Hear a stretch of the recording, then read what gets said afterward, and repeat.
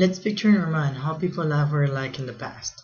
Some of you may think how they dressed, some of you may think how they lived, or even how they were ruled. But I would like you to focus on how they were punished. Now let's speed up the time in our imagination and think about the changes the society has experienced since then until now. There is a big difference, right? Some of you is wondering, where do I want to go with this? Although history has had a lot to teach us, did any of you thought about capital punishment, or even worse, how it was carried out back then? If not, let me introduce you to your past. Death penalty back in the 5th century BC included crucifixions, drowning, beating to death, burning alive, and others. Even though it is not the same as it is carried out today, what do you think about taking someone's life who might have not committed that crime? And even if they did, as a criminal justice student and a future criminologist, the subject about cruel punishment to prisoners are stories I hear mostly in my daily basis. Stories that I can only hear but I cannot imagine. We are in the 21st century, and it is hard to understand how we are punishing innocent people over the real criminals. No matter the degree of the crime a person commits, we must protect our rights, as it is as well stated in the 8th Amendment of our Constitution. Also, we must honor our values as Americans. We must comprehend that the cruel practice of capital punishment is not more than an eye for an eye, that many supporters believe it would honor the victims and give the support to the grieving family. Issue with the death penalty and why it needs to be abolished. The first issue of death penalty is the breach of the 8th Amendment of the U.S. Constitution. The 8th Amendment states that no one shall be treated with cruelty as a form of punishment or retribution. But today, our judicial system uses lethal injections in the gas chamber when proceeding with the executions. The lethal injections serve as nerve agents that prevent prisoners to show any form of pain, and the gas chamber serves as an asphyxiant, affecting the prisoner's respiratory tract until he dies. We must admit our judicial system is not perfect. The second issue of death penalty is that innocent people have been sentenced to death row.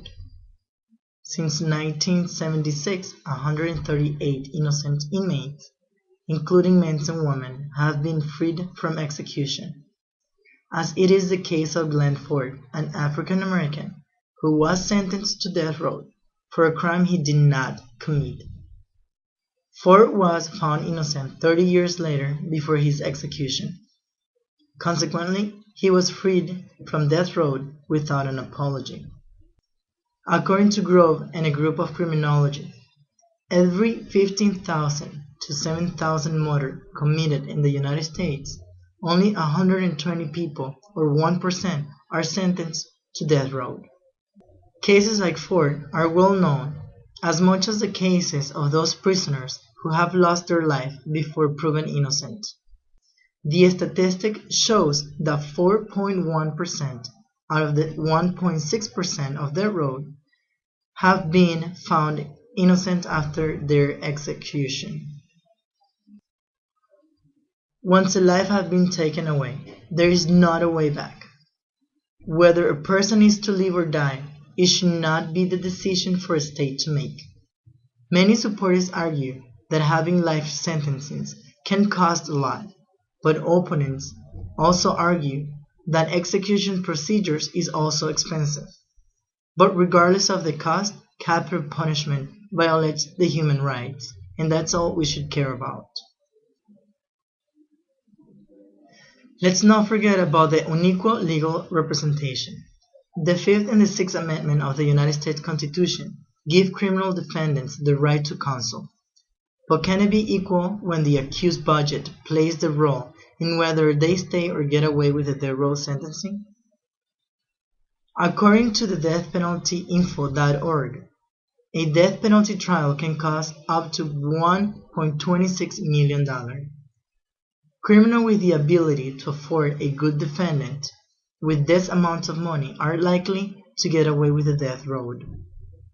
Unfortunately, most cases related to death penalty are being worked through lawyers provided by the states when the accused criminal cannot afford their own lawyers.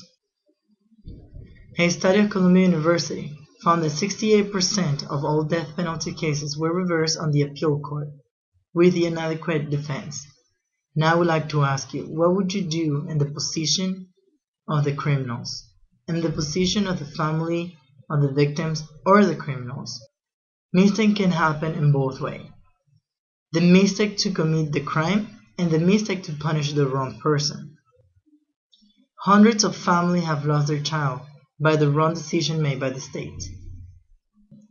A final but not last reason of why capital punishment must be abolished is its inefficiency. According to Reddit, a survey demonstrated that 88% of the group of criminologists in the United States did not believe the death penalty served as a deterrent. In the United States, states without the death penalty have a lower murder rate than neighboring states with the death penalty. Executions do not help the victim's family heal, nor do they end their pain.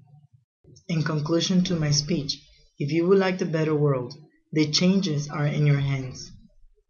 Remember, death penalty is unconstitutional under the 8th Amendment, which prohibited the federal government from imposing excessive bail, excessive fines, or cruel and unusual punishment.